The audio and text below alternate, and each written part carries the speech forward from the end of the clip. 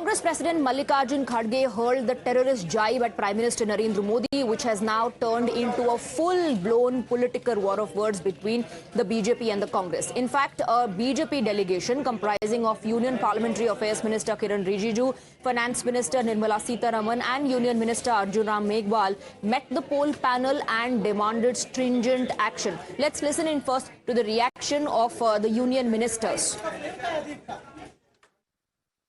हमने कमीशन को रिक्वेस्ट किए है कि देश का कोई भी पॉलिटिकल पार्टी अगर इस तरह का भाषा का प्रयोग करेंगे तो ये हमारे पार्टी का सरकार का विषय नहीं है। लोकतंत्र के लिए बहुत ही ये घिनौना हरकत है और लोकतंत्र को ये बहुत नीचे तरीके से कमजोर करने जा रहे हैं। सख्ती से सख्ती कार्रवाई किया जाए, हमने मांग किया है।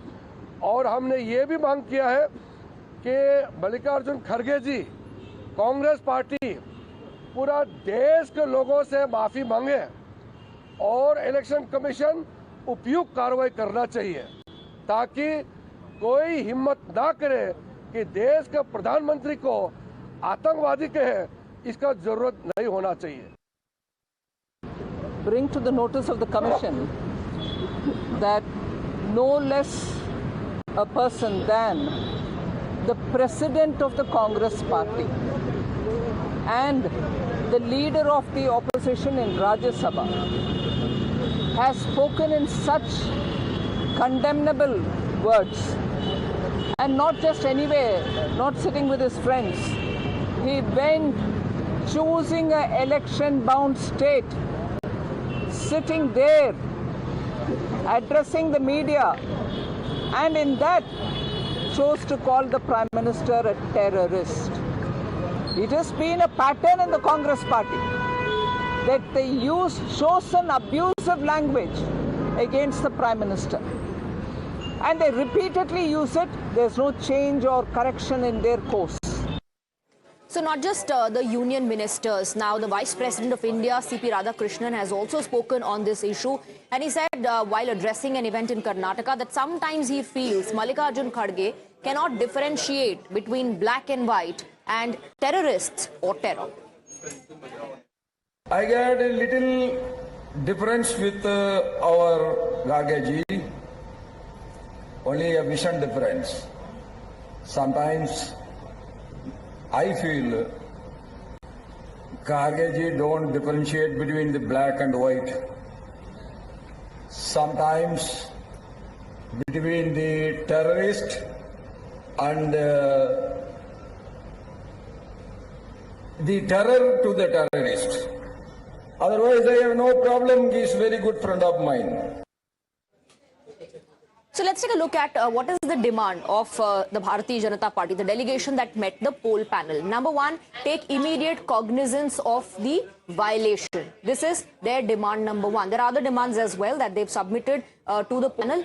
Demand number two, direct Kharge to submit a public apology. So BJP is seeking a public apology from Mr. Mallikarjun Kharge. Number three, initiate suitable penal and regulatory proceedings against Mallikarjun Kharge. Demand number four, cessation of dissemination of impugned material. So these are the demands, list of demands that the BJP delegation has submitted to the poll panel seeking action. Number five, pass orders to preserve dignity of the poll process. So the BJP delegation wants the election commission to intervene and to take stringent action against Mr. Mallikarjun Kharge. They're also seeking a public apology.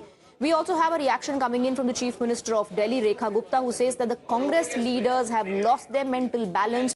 They keep attacking top constitutional posts and use abusive language against the President and the Prime Minister as well. Listen in.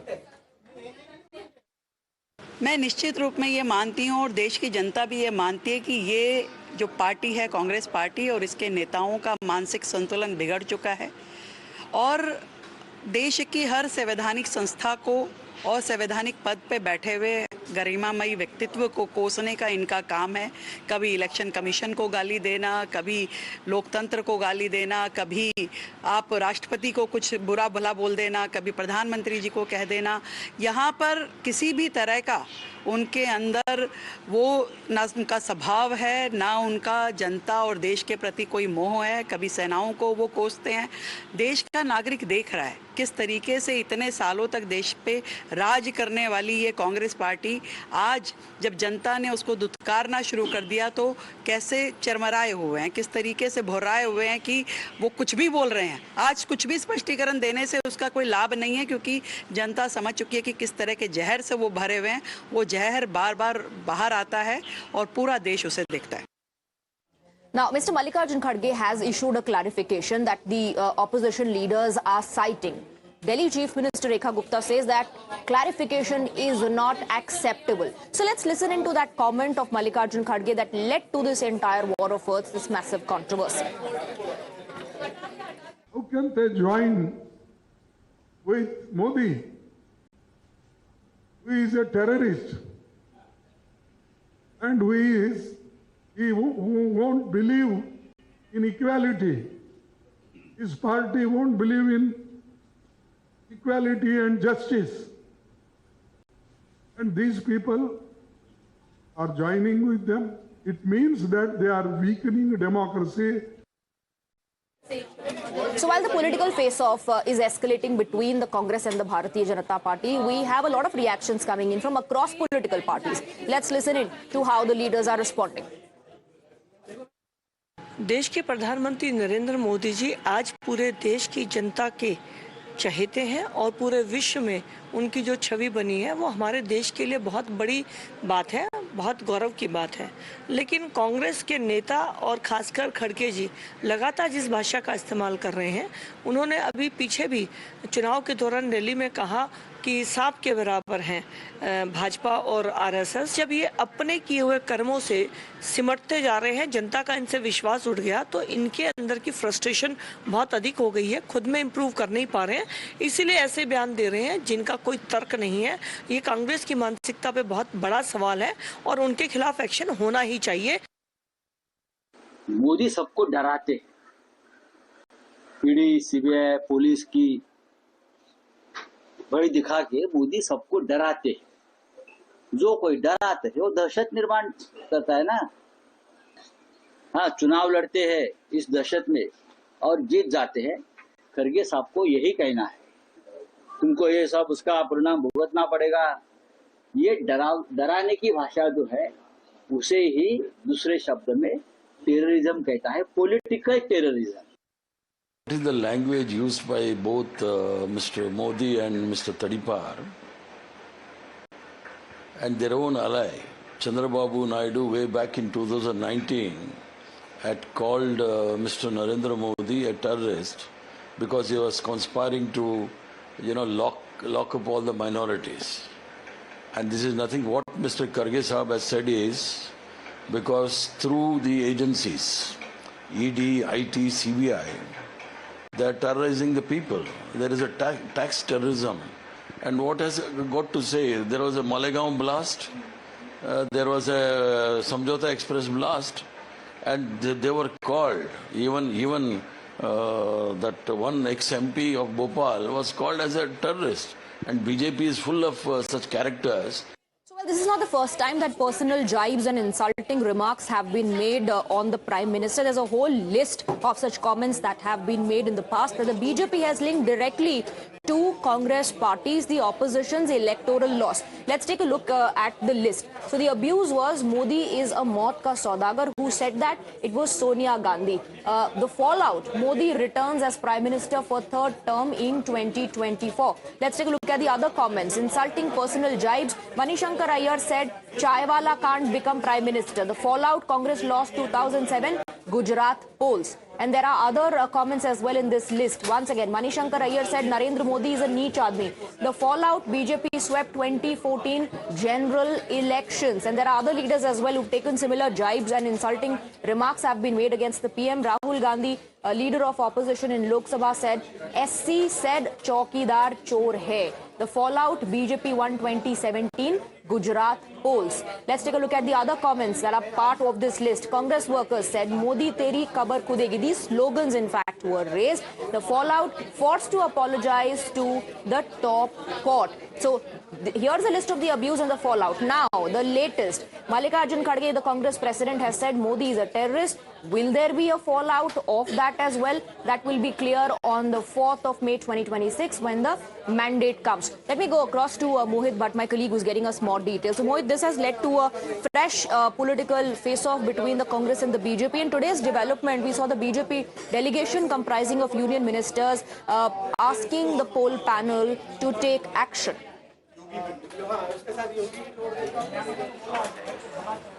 Well, yes, in fact, Swati, the senior leaders from the BJP and the ministers, they have met the full bench of the Election Commission today. Now, the basic contention by the Bharatiya Janata Party is that Kharge's speech calling Prime Minister Narendra Modi as a terrorist is violation of Model Code of Conduct. Also, they have said that there are certain provisions in the BNS which are being attracted by this particular statement, and hence penal action should be taken. They also demanded that Kharge should be banned from campaigning. A strict action should be taken against him over his campaign for the rest of the days in the run-up to the Tamil Nadu and West Bengal elections. And they have also stated that this is not just insult of Prime Minister Narendra Modi. This is an insult of 140 crore people because PM Modi is not just for the BJP. He is the Prime Minister of the country and the Congress party. And as you rightly pointed out, you counted the various instances when the Prime Minister has been abused by the Congress party leaders, top leaders, and the fallout has been that the BJP has generally won those elections post those statements. And perhaps that is why the BJP says that this is not one-off incident. Earlier too, in 2007, we saw that Sonia Gandhi called Narendra Modi as Maut Ka Sadagar. Post that we have seen just before 2014 elections, he was called a chai wala by Manishankar Ayyar, and that was converted Absolutely, into a and the BJP says that the fallout of that is electoral loss for the Congress party whenever such jibes are taken. Thank you very much, Mohit, for getting us the details. We're moving on now. We are shifting our focus to some breaking inputs coming in from the national capital of a suspected case of assault and murder where a 22-year-old woman's body was found in her residence in Amar Colony. Now, the police suspect it to be a case of sexual assault and murder, and the prime suspect is a domestic help. That's what we're given to understand at the moment. Let me, in fact, go across to my colleague Priyank, who's getting us more details on that. Priyank, what are the details? As per reports, domestic help is the prime suspect. Yes, Swati, the domestic help who has been removed from his job around 2 months back appears to be prime suspect because this CCTV camera has also captured his movement. Actually, the family members were on their morning walk and they had also left for the gym around 5:30 in the morning, and around 6 o'clock the domestic help was spotted. The deceased family used to stay on the top floor of this high-profile colony, which is Kailash Hills here in the national capital, and the deceased father is also a serving 1997 batch IRS officer.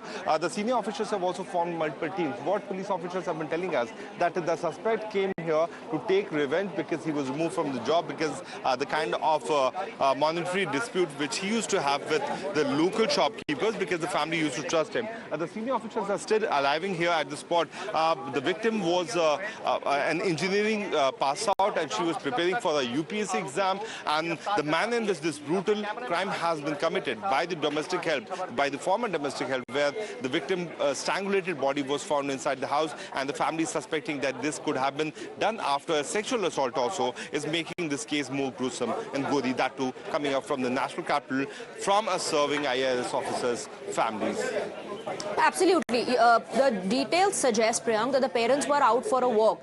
So it clearly is an individual, and in this case, domestic help, who knew about this schedule, who knew the window that the individual has to commit the crime. Yes, Swati, because this was a friendly entry. He knew that other domestic help will start coming post 9 a.m. That's why he chose this particular time where there was a time gap where the victim could have been staying alone. That's why he came here inside this particular building around 6:30 in the morning. The family used to stay on the top floor of this particular building, and then he committed this crime and left around 7:30. This is what the CCTV footage has been suspecting. There have been multiple teams which have been formed by the Delhi police official, which is looking looking into the suspect whose name appears to be Rohit Meena. He's from Rajasthan and he was introduced by one of the known members. The reason for this brutal crime is yet to be disclosed by the police because the family is in a great state of shock. Soon after they spotted the girl being unconscious, she was taken to a private multi-speciality hospital where she was declared dead, and right now her post-mortem is being conducted at All Indian Institute of Medical Sciences. The PM will only verify, Swati, that whether there was sexual assault or not, but prima facie, looking at the spot the manner in this crime has been committed, it is quite clear that this was a case of sexual assault, and then the victim body was strangulated. Absolutely. Priyank, keep tracking all the developments and we'll keep coming back to you for more updates. For the moment, we are moving on now and shifting our focus to these visuals that are coming in of the Indian Air Force, which is going to carry out air operations at the Purvanchal Expressway. First here on Times Now, live visuals coming in from the Purvanchal Expressway. A strong message, in fact, being sent out by the Indian Air Force on the anniversary of the Pahalgam attack. The Indian Air Force is sending out a strong message by operating on the emergency airstrips at Purvanchal Expressway. Several aircrafts, including Sukhoi, Jaguar, Mirage and Mi-17 helicopters will take part in the air operations. Live visuals have started coming in from the Purvanchal Expressway, where this exercise is going to be conducted by the Indian Air Force, sending out a strong message to the enemies of India. Earlier, remember, on the anniversary of Pahalgam attack, the Prime Minister and other senior leaders, along with the Defence Minister, sent a message saying India will never bow down to such coward acts and always retaliate. Well, a visual proof of that was the Operation Sindoor that was carried out right after Pahalgam terror attack, and now these are visuals coming in from the Purvanchal Expressway of a strong message being sent out by our defence forces, by our Air Force, by conducting this exercise at one of the emergency airstrips at the Purvanchal Expressway. And in those visuals, you can see several aircrafts that are taking part in it, including the Sukhoi, Jaguar, Mirage and Mi-17 helicopters. The air operations have commenced, and these are live visuals coming in from Purvanchal Expressway. We'll also try and connect with our reporters to get you more details on that. At the moment, these are visuals of the operations that have commenced at Purvanchal Expressway in Sultanpur district, which of course is an emergency airstrip. I believe we have Adib joining us live on the broadcast for more on this. Adib, we have started getting visuals. Tell us more about these air operations. I will certainly, Swati, see when the Pahalgam incident completes, where the Indian Air Force is showing its mighty power at the Purvanchal Expressway in Sultanpur district. This is the Purvanchal Expressway, and the Indian Air Force aircrafts, they are continuously making landing at the emergency airfield that has been constructed on the Purvanchal Expressway. At present, the transport aircraft of the Indian Air Force C-295 and the fighter aircraft Jaguar, they have made the landing at the Purvanchal Expressway on this particular emergency airstrip. And now in a moment, the Mirage aircraft and the Sukhoi aircraft, followed by a slithering operation by the Mi-17 helicopters, will be taken at this particular point where the Indian Air Force is going to showcase their power, the mighty power of what power they have and how they are dominating the Indian airspace skies. So you can see in the visuals in a minute from now, we can expect that an aircraft will be coming from on my right. I'll ask my camera person to show you these visuals, that the aircraft will be once again making the turn from this particular runway. And you can, in the visuals, you can see that this is the Jaguar aircraft, the fighter aircraft of the Indian Air Force, which has now landed at the emergency airstrip of this Purvanchal Expressway.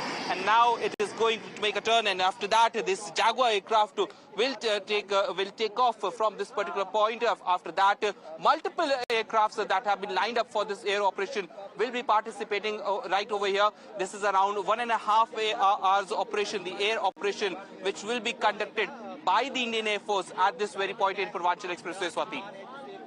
And we are looking at the live visuals coming in of the aircrafts, which is, of course, India's air power on display, carrying out the exercise on the Purvanchal Expressway. This is a 3.2-kilometer airstrip of the Purvanchal Expressway in Sultanpur.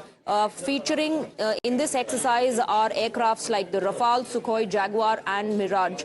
So the exercise aims to not just test the emergency landing capability of the fighter jets, but at the same time it sends out a very clear and a strong message, Adib, isn't it? Since we are talking on the anniversary of the Pahalgam attacks.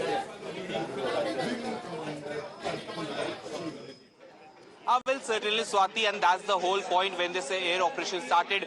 At this particular point, all the officers of the Air Force, they paid tributes to all the people, those who lost their lives in the devastating attack of the Pahalgam. And on the same day, the Indian Air Force is carrying out the operations at the Purvanchal Expressway. They are trying to showcase their powers even to the neighboring countries that, see, this is what the Indian Air Force is capable of. They can land the aircraft at any point in one of the designated emergency landing fields if necessary. So these are the kind of air operation that is being carried out by the Indian Air Force. The Indian Air Force have lined up several of the aircrafts, which are the Sukhoi aircrafts, the Jaguar, the Mirage 2000 and the transport aircrafts of the Indian Air Force, including the Mi-17 helicopter, which will also perform a slithering operation over here, from which the Garud commandos of the Indian Air Force, they will make a touchdown at this particular point through this slithering operation. All the Garud commandos will come down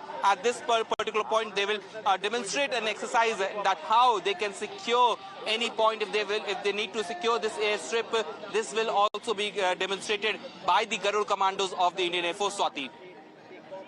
Like I said, on displays India's air power. Also, the emphasis here is on the Purvanchal Expressway when it comes to national security and the ability of the Indian Air Force to utilize such infrastructure.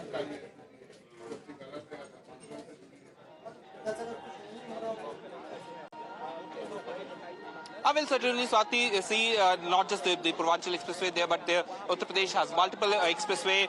And if you talk about Uttar Pradesh, and especially about this Purvanchal Expressway, operation was also carried out in 2023, when in a similar manner the Indian Air Force showcased their power, and they are trying to emphasize on this point that yes, apart from the designated airfields, we have these kind of runways which can be used in a special operation whenever the Indian Air Force or the military will need these airports.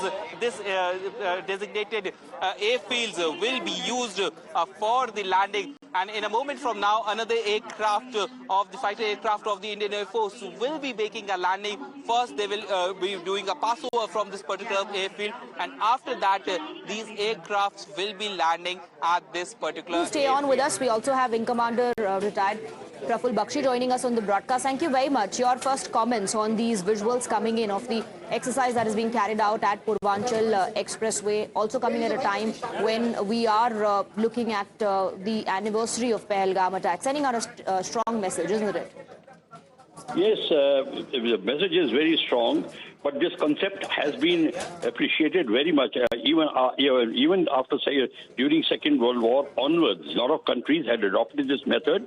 You see, when you want to have a force multiplier of your flying force, you must have more resources to utilize them. If we are going to only avail the facilities of runways, then sometimes runways are not available. During war, they are bombed out. When the fighters and bombers are returning, or the transport aircraft, they have to find place to land and turn around and carry out the mission. That is why these facilities like roads, main roads, etc., highways, they are, used and utilized. In fact, with the planning, lot of runways and roads and highways are earmarked where the local governmental bodies provide the facility of turnaround, water supply, the fuel supply, etc., and security of that area, so that when during war, when the fighters aircraft have to land at such a place because shortage of runway, then they land there, they can rearm, they can even refuel, and even small facilities of repair are available. And even during peacetime, when the paramilitary forces have to be deployed from one place to another, or the security has to be deployed in a vast area of India, then these runways, these roads act as runways like C-295 will be landing, AN-32, you have already watched fighter aircraft, Sukhoi. Pilots are made to practice such a method so that they can utilize it when the time comes. So I personally feel this is a very, very important step towards progress of operationalizing the Indian Air Force. So now these methods become force multiplier for the armed forces and paramilitary forces. The paratroopers have to be put at a place. They have to be fetched from some place. There is no runway. Then the army, the paramilitary forces, etc., can be loaded in the transport aircraft, carried out. Supply lines have been done, and even during floods and even during the natural calamities, they can aid to the civil power. They can provide aid to the civil authorities by providing medicines, ration, all these things. So I personally feel this is a very good demonstration, very good exercise. Let the people of India know what the Air Force is all about and what the new strategic thinking is about. Absolutely. Thank you very much for speaking with us, sir. Let me go back to Adib. So this is what new strategic thinking is all about, says Praful Bakshi. Adib, over to you.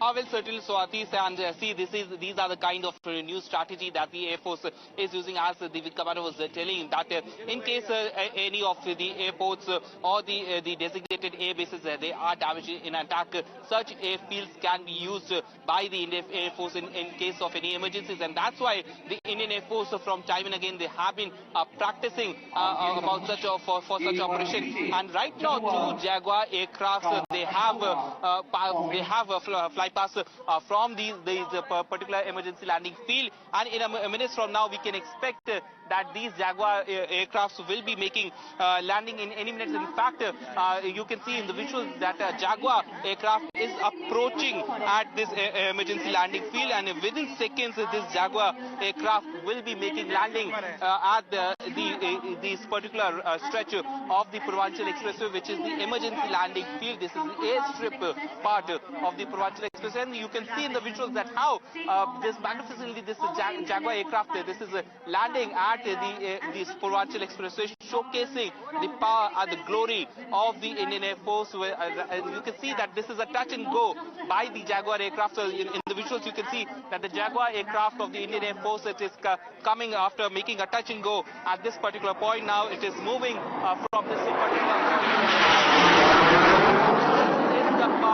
This is the new strategy of the Indian Air Force, the power which they are trying to show to all our neighboring countries that see what Indian Air Force is capable of, Swati.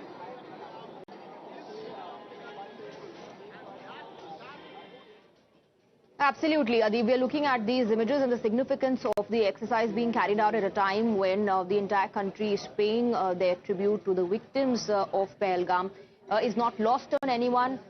This also reminds us of Operation Sindoor and how India was able to hit deep inside the terror infrastructure of Pakistan, and that was also all because of the might of our Air Force.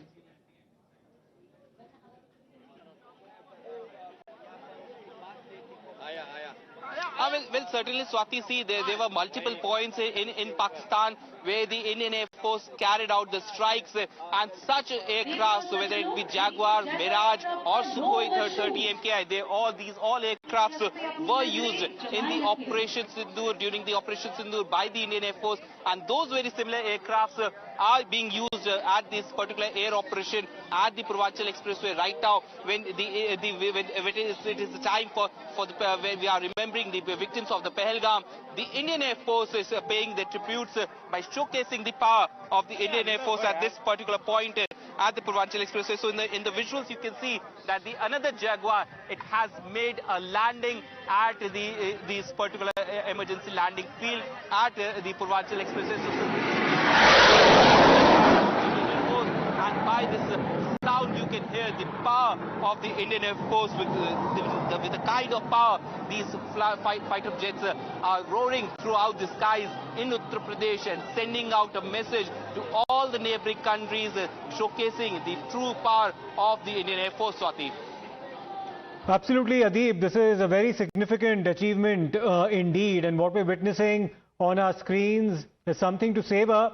Remember that this particular highway had in fact been inaugurated by the Prime Minister, Mr. Modi, on the 16th of November 2021. And subsequently, of course, it's gone through a series of high-profile tests as well for an air show of this magnitude to actually be carried out. And back then, almost 5 years ago, when this particular highway had been inaugurated, the Prime Minister himself had landed on that strip aboard a C-130J Hercules military transport aircraft. And the fighter jets that you currently see in action in this particular air show include, of course, the Sukhoi 30, the Jaguar, the Mirage, and also the Mi-17 helicopters as well, and the C-295 and AN-32 transport aircrafts as well. Let me go back once again to Adib for more on this. Now, Adib, this particular stretch had been constructed in close coordination with the Indian Air Force to also support our air operations in multiple scenarios. And what we're witnessing right now as part of this air show is a culmination of a long-standing effort on the part of multiple authorities who've been involved to convert this particular highway or expressway into a landing strip as well that can be mobilized for military operations. Well, in fact, Siddharth, I'd say this is not just part of about any state government or the state government, but it is about the multi-coordination at multi-levels, including different organizations, whether it be UP-ADA, the state highway authorities, or the expressway authorities, including the Air Force. Now, all these landing strips across the Uttar Pradesh was built in close coordination with the Indian Air Force to help the Indian Air Force in increasing their power to carry out such operations. Right now, in the visuals, you can see that the 3 aircrafts of the Indian Air Force, they have moved towards this particular airfield, and this only showcases that what Indian Air Force is capable of, that how such operations are being carried out at these expressways in Uttar Pradesh and different parts of the countries as well. But this is the Purvanchal Expressway, and at the Purvanchal Expressway, you can see that the aircrafts, the Indian Air Force aircraft, they are making emergency landings, showcasing the true power of the Indian Air Force. If you talk about this particular stretch of the Purvanchal Expressway, this Purvanchal Expressway was inaugurated by Prime Minister Modi, and the first air operation was carried out when the Prime Minister Modi made a landing at this particular Purvanchal Expressway at this particular point, followed by the another operation in 2023, and now 3 years later in 2026 another air operation is being carried out at Purvanchal Expressway by Indian Air Force. And Adib, the Indian government, along with of course the armed forces, has identified 29 such sites in as many as around 11 states in different parts of the country. Now 15 of these stretches are already reported to be functional, and 11 of these are actually on national highways. Take us through the kind of logistical coordination we're currently witnessing between multiple authorities, including those belonging to the state governments, the national, the central government, and of course the armed forces, to achieve something like this, because this is of great strategic significance as well from a purely military standpoint too.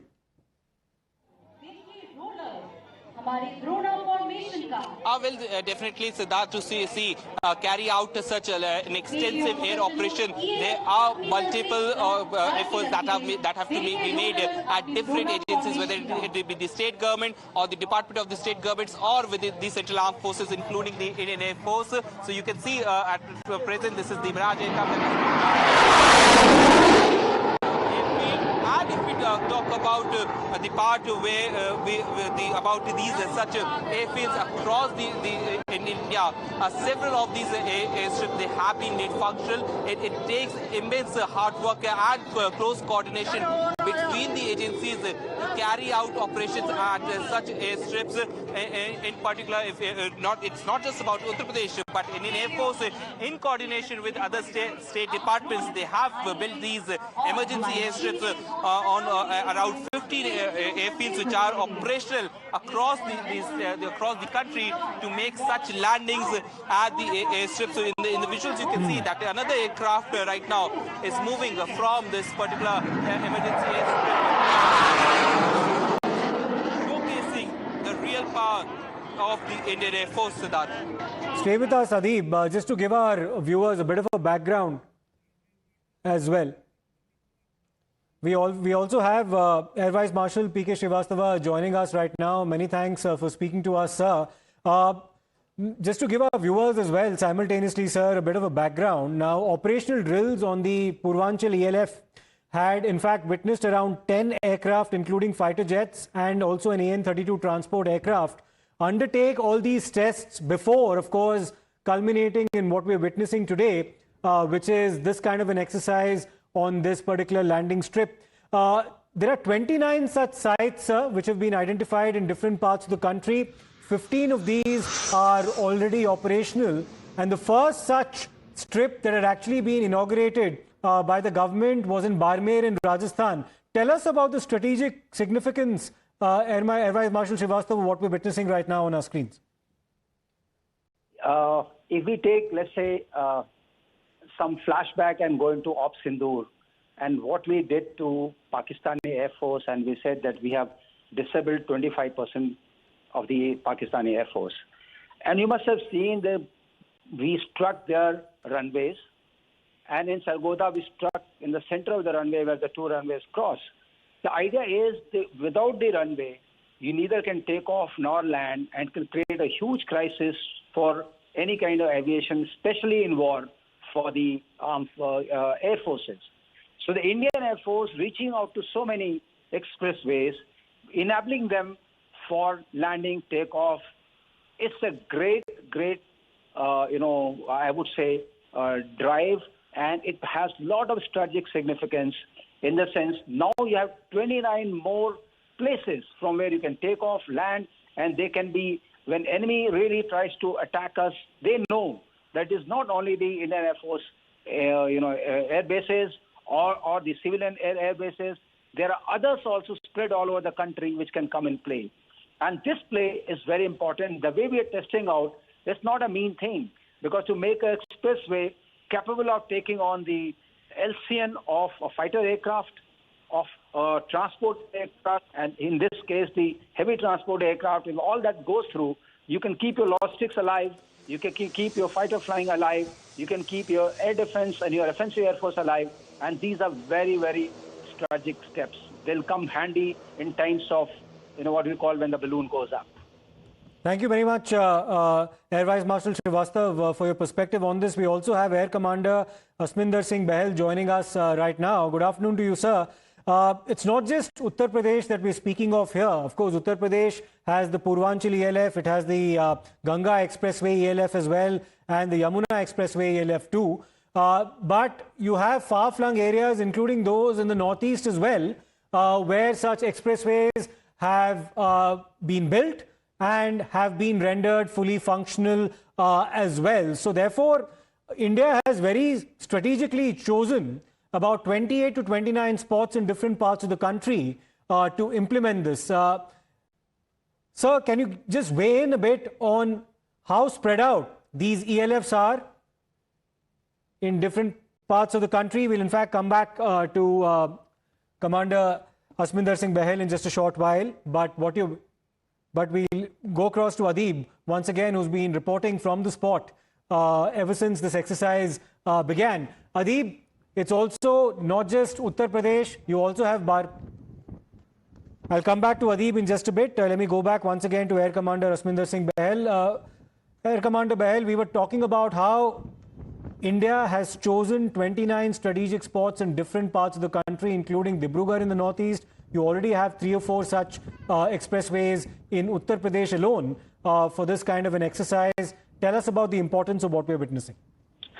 Absolutely, and thank you for letting me come in. And Air Marshal had already given a lot of good points. Let me go ahead with that. And, we are sending a strategic message to China and Pakistan both, that in the entire country we have identified 28 to 29, out of which 15 are operational, including Dibrugarh, where our Honorable Prime Minister had gone.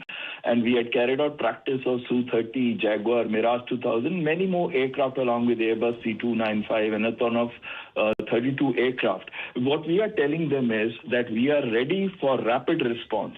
And we are ready for operational flexibility. And we are ready that you just do not worry about the 45 to 50 air bases that we have. We have additionally another 28 places from where we can recover aircraft or even launch aircraft in case of a requirement. Let us say that we have certain target systems that are accessible from these emergency landing fields, though they are called as emergency landing field strips, but you can also employ them for taking off, as they already have the load classification number and pavement classification number matching what a fighter or a heavier transport aircraft requires. So it gives tremendous operational flexibility. Secondly, if your aircraft are battle damaged when they are returning and they need to land quickly, now you have an option that you do not let an aircraft get destroyed in Indian territory, which can be recovered, because now you have an operational flexibility and ability available to land them in these places. Secondly, you also have aircraft that are coming with fuel shortage, who may have engaged in combat in the enemy territory, or the destination airfield has been attacked and there is no airfield available. Then you find that you have a flexibility to land in these aircraft. The message that we are giving to Pakistan and China is we are ready, and we can take on any one of you, and we can even take on both of you with the professional Air Force and the government backing it. Air Commander Ashminder Bahel, if you can also kind of take our viewers through what we're witnessing on the screens, because what we're seeing currently is a landing exercise from a helicopter, a military helicopter, deployed just meters above the landing strip. And you have, of course, soldiers using a rope to climb down. This is a military maneuver that we are witnessing. This is something that's also often deployed during disaster situations as well, where the armed forces are often pressed into service in relief and rehabilitation measures as well. What are we seeing on our screens currently, sir? Though I'm not seeing the screen, but I can understand what you are talking of. These are mostly Mi-17 helicopters. Mostly we use those helicopters. Okay. And we carry out clearing operations.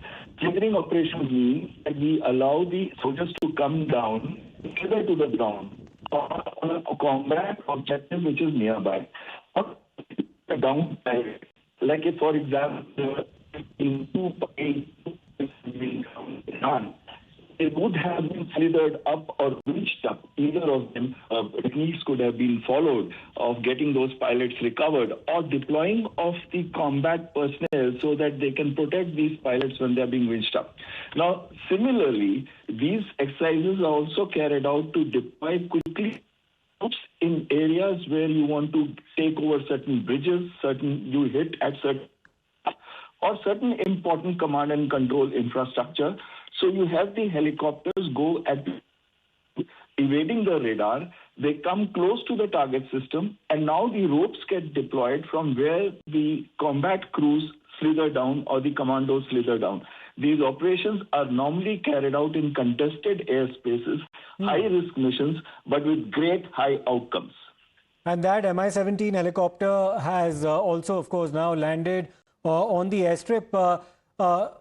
Air Commander Bahel, stay with us, because you were also explaining to us the importance of infrastructure like this, which actually makes it hard for an adversary like China or Pakistan to neutralize our own aviation capabilities, because then what we're essentially doing is that we're spreading out our infrastructure to different parts of the country, and therefore the attacks on their part would not be concentrated necessarily on one particular airbase, which would have been the conventional means of warfare to neutralize our aviation capabilities. We're actually increasing our own potential to not only just inflict damage, but even if we were to suffer some damage, we would be ensuring that there is far more infrastructure that they need to target to focus their energies on, which would make their task doubly difficult. very rightly said. In fact, you explained it so well that when we distribute our assets, even if one base is attacked, the problem of getting employed reduces. Dispersal of aircraft and other weapon systems has been carried out. So when we do this dispersal, we also need to position the weapon system stores, logistics supplies at such places. And it gives us operational flexibility and we can employ those target systems which otherwise may not have been accessible because of the range of the aircraft and not allowing air-to-air refueling in certain areas.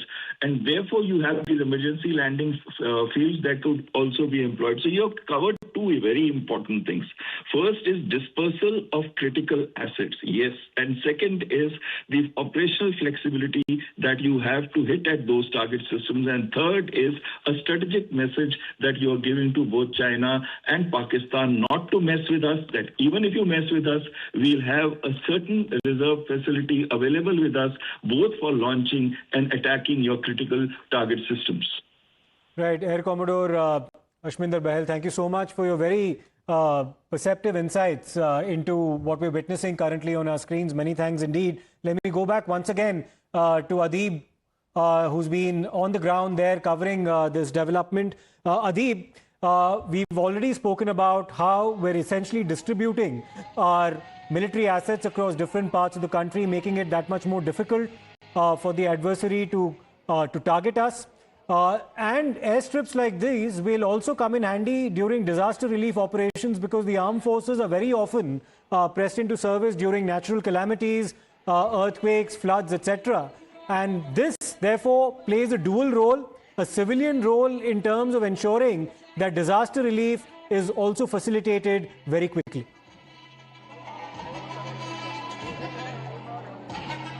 Well, certainly, Siddharthi, and the helicopters like Mi-17, they are used for such operations only.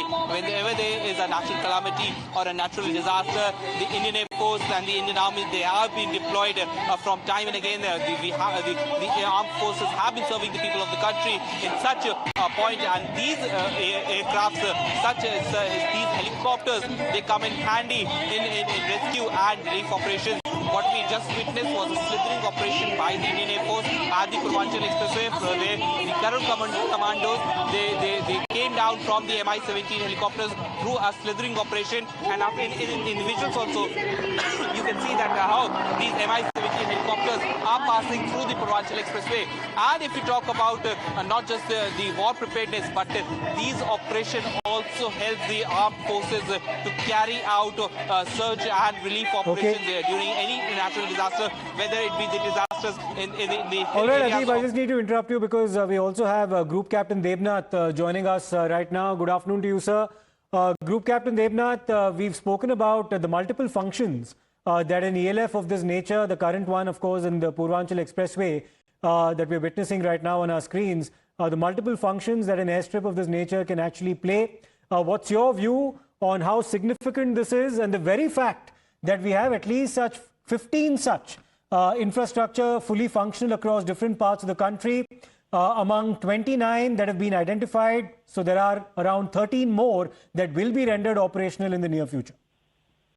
Definitely, it is a great addition to our infrastructure as far as war fighting potentials are concerned during hostilities or conflict. And similarly, it will help the civilian administration also in case of natural calamities. As far as Air Force is concerned, we will utilize these facilities firstly to disperse our air assets. The moment there is a likelihood that the balloon is going up, we need not keep all our air assets, say fighter aircraft, helicopters and transport aircraft concentrated at one particular major airfield. They will be dispersed to these small airstrips all around the airfield, so that in case enemy carries out a preemptive strike on the main airfield, all the air assets are not damaged in one or two strikes of enemy. Secondly, these makeshift runways can be utilized for takeoff and carrying out operations against enemy. Mostly transport and helicopters will be taking off from these dispersed locations and proceeding towards the tactical battle area in aid of army. What happens in case most of the conventional airports of Air Force are located 100 to 200 kilometers behind the border line. But over a period of time, these makeshift runway patches will be moving closer and closer to international border at a future date. So it will be easier and it will be time saving for our transport and helicopter operations aircraft to take off and reach in support of army operations immediately within 5 to 7 minutes. One more useful use of these will be, suppose few of our aircraft had gone for a mission, and when they come back from the mission, they find that the main runway has been damaged by enemy activity. In that case, they can divert and safely land. We can recover the aircraft at these airstrips. In coming time, NHAI will make many more such airstrips all over India. Probably we will make such airfields in our island territories also. Yes. All right. And Group Captain Devnath, is this very much part of an international trend that we've adopted? We've, of course, identified 29 different areas in different parts of the country. How is it typically in other countries? What kind of infrastructure do they have? Do they have the kind of flexibility that we've managed to exercise here, where we've converted an expressway or a highway into an actual airstrip to in fact be deployed for military operations and even disaster relief? Has India caught up with the global trend, or is this something that we've also, of course, in some ways innovate? Yes, the first lead service to do so was German Air Force. Okay. When they identified certain patches of their highways, they called them autobahns. Yes. That was, say, in 50s and 60s. And German Air Force successfully operated their fighter aircraft from these autobahns in 1950s, 1960s. That was the Cold Era days. Correct. Subsequently, Royal Air Force also caught on to this trick. And they actually made one fighter aircraft called Harrier, which could do vertical takeoff and vertical landing. Harrier was operated by Indian Air Force, Indian Navy also. So Royal Air Force, they optimized their Harrier Mark V, which was the last version of the Harrier, to operate from such makeshift airfield very close to battlefield. Okay. In fact, during NATO exercise, Harrier pilots used to claim that in case a request comes from army for help and to pulverize Russian advancing tanks, then Harrier pilots could be there within 3 minutes 30 seconds. Right. So many thanks. That's a very important point that you've mentioned, and you've cited certain global trends and global examples dating back to the 1950s and the 60s. The Germans have done it. The Brits did it. And now, of course, India very much catching up, and 29 such places identified in different parts of the world. Many thanks, Group Captain Devnath, for your perspective. We'll take a short break. We'll continue our coverage of this and much more on the other side.